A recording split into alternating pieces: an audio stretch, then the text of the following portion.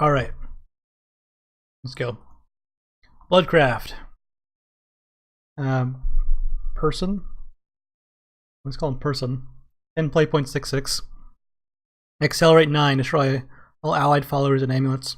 For each card destroyed, put a random follower that costs more than that destroyed card from your deck into play. As Storm and Bane. So he's Jabberwocky effect is good. Blood has a lot of cards that you want to pull out, like Spawn of Abyss is, and more persons. Like you're just getting some 6/6s with Stormbane out of your deck. Pretty good. Get some Abyss. Fine. Alright. And he has Stormbane. Yep. He's good. Yeah, it destroys your stuff, so it's like it's kinda like a Jabberwocky effect. So you kind of play like a control deck as a finisher. Can you give him 8? He's a very strong card, but it costs 10. Doesn't like break the game, just situational. Also, if you play on 10, you don't get the other ability. You have to accelerate him on 9. Why not Ward also? He's not Zeus. Don't think you want this in. This is not a very good win con for unlimited. Give him like a 5. Take 2. He's 10 play point 6/6 with Stormbane. Not much to say other than he's that, which is about an 8. If he had Ward, then he'd be a 9 or a 10.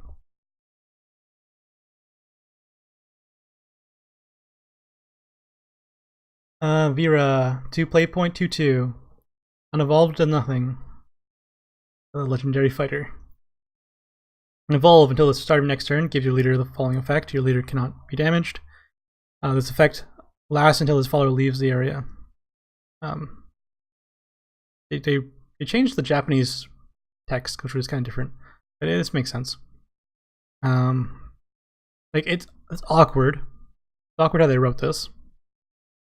But if she dies, you lose the effect, but you still also lose the effect until when you're starting next turn.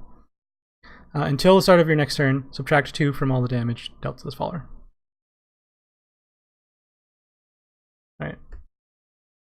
This is the new set, yeah. We're reviewing the cards from the new set.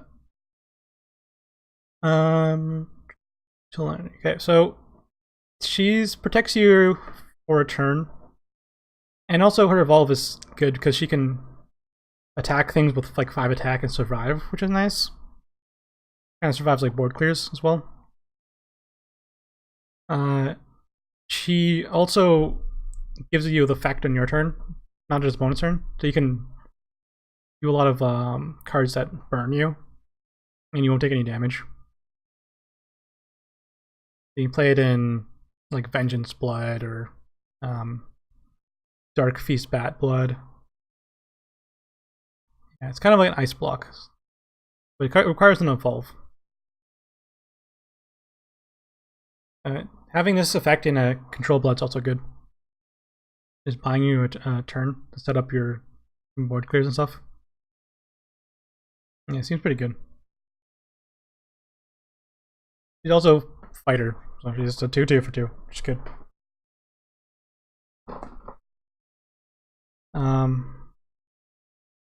Transportation, she's like a 7. She needs like other things to work around her. But buying yourself a turn is very good. And being a 2/2. Unlimited. Yeah, you should probably see her a lot in Unlimited, honestly. Control Blood's still a thing. Better than Mask. Mask doesn't require an evolve. But she does replace Mask in rotation. I'm not sure about Unlimited. I'm still going to give her a 7 there too. Take 2, she's low impact for a legendary. Narumaya, 4 play point, 4/3 with Bane. Evolve has Bane. Destroy an follower, deal damage to your leader till their defense drops to 10 if vengeance does not act for you. Okay, lots of stuff here. She has evolved destroy enemy follower. Very good. It's a very good evolve, and gets full evolve stats. And she's a regular statted follower for a 4-drop. And she activates vengeance for you. And she has Bane. Card is nuts. And a 10 rotation. All of the cards have been shown. I've gone through about more than half of them by now. Yeah. For unlimited, you still have other cards to do this thing. Maybe you would also play some Narmayas as well. Maybe play unlimited. I still think she's like very good. I'll give her a 7 for unlimited, though she fights for other slots.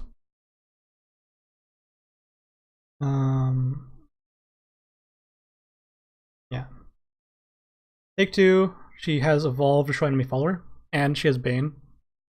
Very solid.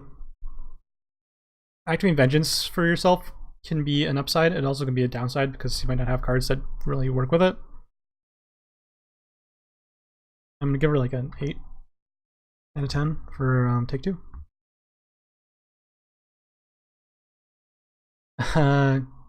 Irtabilu, replay point 2/3 with fanfare enhanced 9 if your leader has 19 defense or less. As follower attack and defense becomes X equals 20 minus your leader's defense. Evolve gains storm if your leader has 2 defense or less. This card's stupid. It's essentially Death Shadow from Magic the Gathering, but Death Shadow and Magic the Gathering costs 1 black mana. This thing costs 9 mana to activate. Not 9 play points. Just like it costs way too much. And then you have to have 2 defense or less to gain storm. It's either just a big dumb body that's gonna die to removal, or you enter Magical Christmas Land where you have like 2 defense in the right time, and then boom, smack them for 19 damage or 18 damage. I don't see it ever happening, ever.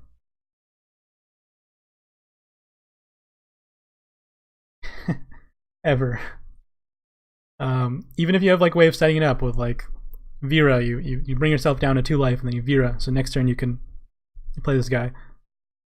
He has to evolve to gain storm. You have to have 2 evolves to do that. Just like no way. So yeah, he's a 4 out of 10. Like, just because it's replay point 2/3.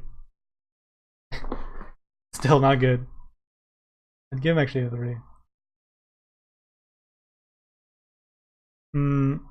No. Oh yeah, it would also get the evolve stats, that's true. But yeah, it would be 20 damage from the evolve. And then take 2. You don't want to spend your... You don't want to see this as your option for gold, because you want your gold cards to be very impactful, because usually they're stronger than silver and bronze, but this guy's not. Like a 4.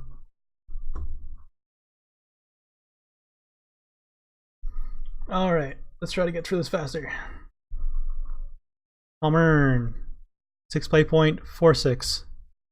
His ward, and when he evolves, he gets +4 attack, +4 defense. And he gains, at the start of your turn, deal 3 damage to his follower. He becomes a big boy when he evolves. That's a lot of stats. actually huge. That's huge. He's a big boy. And his ward. It's actually very good. I can see Control Blood playing this. This is just massive stats with ward. Like, stupid amount. It's probably like the most stats we've seen for a 6-drop, right? Can't think of anything that's an 8-10. Of course, he does 3 damage to himself, so essentially, like, kind of gains 1 defense.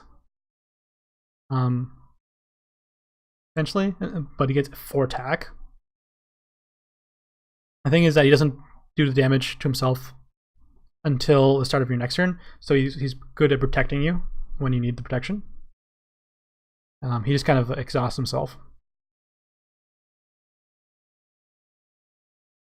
He is like he gains a 4+4, like a 4. He has 4+1 with a floating 3 health. That only lasts for the turn that he evolves, which is fine. I think it's fine. I'm gonna give him a 7 for rotation. Unlimited doesn't need this as much. I'm pretty sure Controlled Blood has better options.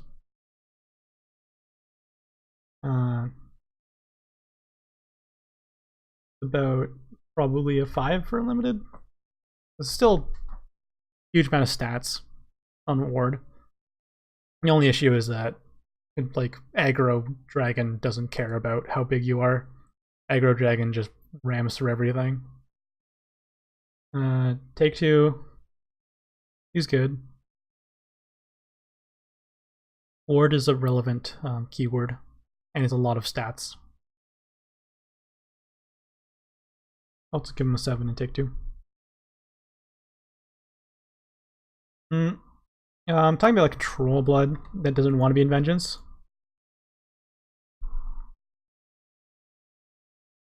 Yeah, just a big ball of stats with Ward. 2 play point, 2/1. Fanfare, choose, put a Blazing Sapphire or Blazing Ruby in your hand. Sapphire is 2 play point amulet, count down 2, draw 2 cards. And Fanfare, last words, deal 2 damage to your leader. So that's a good rate. Draw 2 cards for 2. But you have to play a 2/1. It's fine. Like, it's fine. Blazing Ruby is Fanfare, destroy an enemy follower, and last words to deal 2 damage to your leader. Also, like, good. Like, that's a good rate. 4 play points, destroy enemy follower. This is actually a very solid card. These are actually lower costed than they should be. Fanfare, draw 2 cards immediately is low, like, better than 2 play points. And destroy enemy follower is usually about 5 play points. That's a little bit lower. It's a semi downside of last word, just deal damage to your leader, but it can also be an upside if you're playing like Dark Feast Pat. I'm gonna give us a 7 rotation. Unlimited probably doesn't want this as much. There's better ways of doing damage to yourself and better rates at it. I'm gonna give it a 4.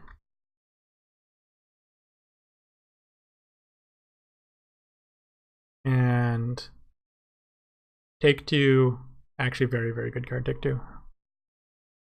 8.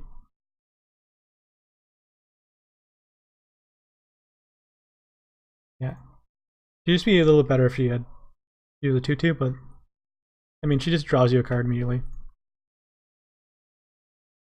Restless Perish, 0 cost amulet. If you have at least 2 play points, you either play it as a Nightfall or Madness Revealed. It's countdown 1. If Fanfare, deal 1 damage to your leader. Last words, draw a card. It's 0 play points. Draw a card next turn. That's good. That's really good. You just play that. You just play that as that. Very good in aggro decks. And just a really bad, like a bad top deck. If you have it's countdown, If you play it as Nightfall, it's countdown 2 at the end of your opponent's turn. Summon a Force Bat. The Force Bat is summoned at the end of your opponent's turn, so on your turn you can attack immediately. So it's like getting 2 Force Bats with Storm, but it's delayed. Delayed 2 Force Bat with Storm. Just okay.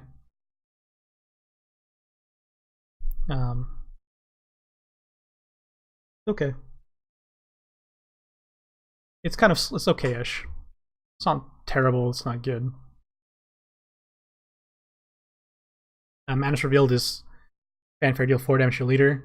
Last word, restore 8 defense to your leader. So this card is netting you 4 life at the cost of taking the damage immediately. This can dip you into Vengeance and then dip you out, which is nice. It also damages you to count towards Dark Feast Bat. Would you want to spend a card doing that? Maybe not. I think this card should probably have drawn you a card as well. Maybe. I think you're just going to see this most of the time. These flex options of Nightfall and Manus Revealed is actually, it's good. Because you miss your 2-drop. Maybe you don't have another 2-drop in your hand. Maybe you just play this. Maybe you need to dip into Vengeance for something. Maybe you play that. So, we'll see. It's a very flexible card. But Restless Parish is still a delayed draw for 0. It's good.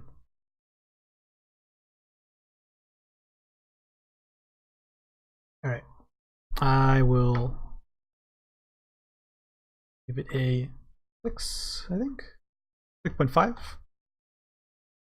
Unlimited? I don't know, actually. I'll give it just a 5. Take 2, it's flexible. Very flexible. Give it a 7.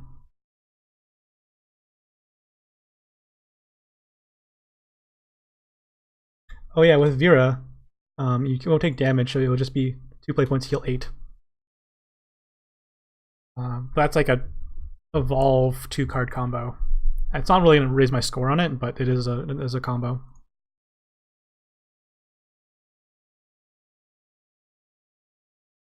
Devil Hand. 4 play point, 3/4. With Fanfare and Hand 7. Deal 2 damage to random enemy follower. Give a random and allied follower +2/+2. It can buff itself, because it doesn't say other follower.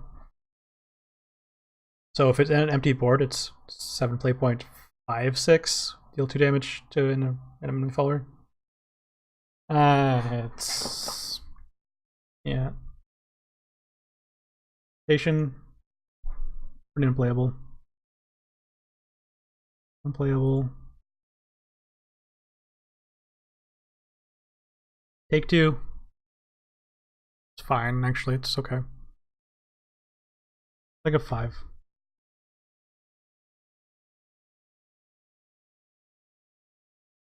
Don't want to see too many of them in your draft, but like if you need to fill your curve, but fine. The Heek, Curse Branded, 3 play point, 4/2, which is above the curve stat wise. And as Evolve, deal 1 damage to an enemy follower if Vengeance is not active for you. Deal 1 damage to all enemies if Vengeance is active for you. Whoa, what? You serious? He's a... okay. Okay.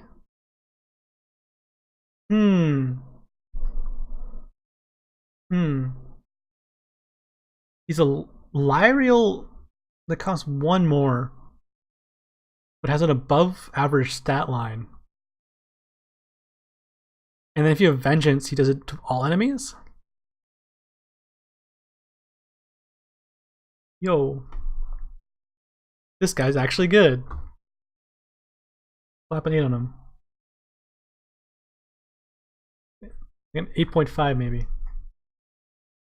It, like, I've been saying this quite a bit. Evolving 3-drops is very awkward. But this Evolve is so good.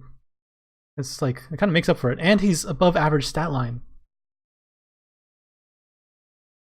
And he's no downside to being above average stat line. He's only upside. What the heck is this thing?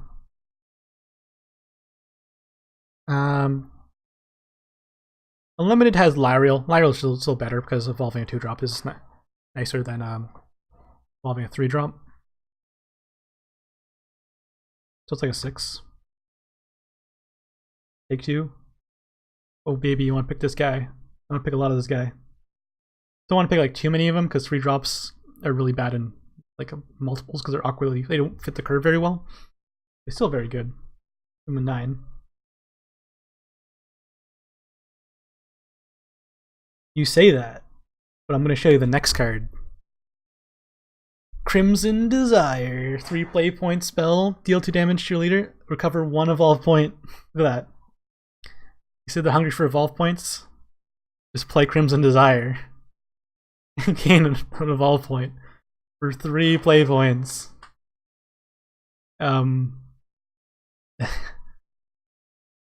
You're not doing much. I mean, like, so consider the evolve point as +2/+2 rush. Without any of the like evolve effects in play, is 3 play points good enough to give +2/+2 and rush?